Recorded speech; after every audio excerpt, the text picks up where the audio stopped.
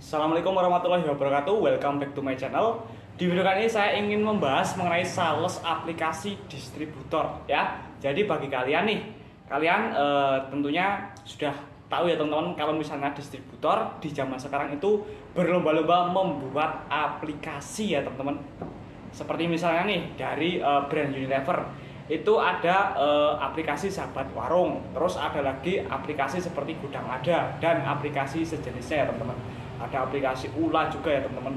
Nah jadi banyak sekali beberapa distributor, beberapa grosir ya itu membuat aplikasi untuk belanja.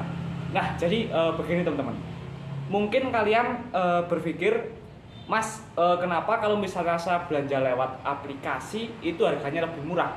Dan bagaimana caranya saya supaya bisa belanja lewat aplikasi?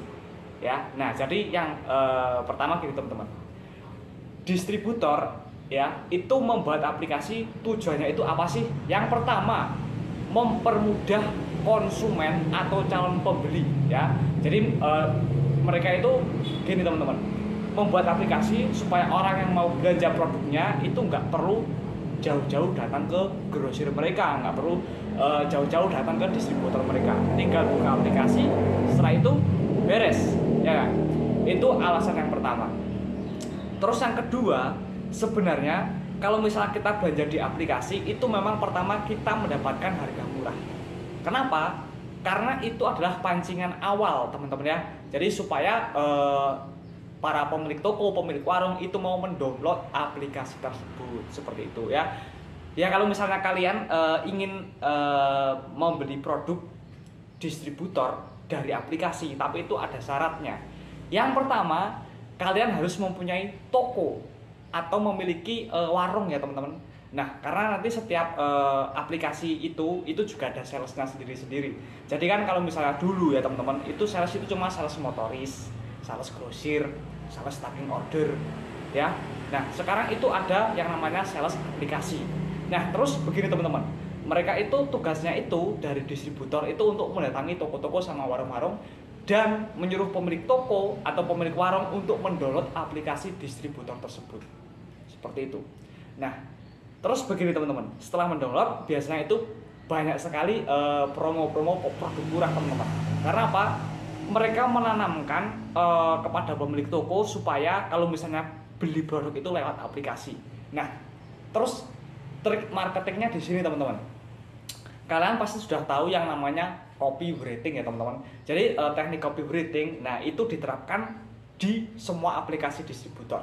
Misalnya, kalau misalnya kalian itu belanja ke distributor langsung ya teman-teman, mungkin biasanya kalian mau belanja minyak goreng cuma 10 karton. Nah tapi kalau belanja lewat aplikasi itu ada misalnya kalau belanja 20 karton nanti ada cashback 3.000 per karton. Nah seperti itu teman-teman. Jadi itu sebenarnya adalah trik marketingnya supaya kita itu belanja lebih banyak ya. Jadi sebenarnya itu sama aja teman-teman, sebenarnya sama aja.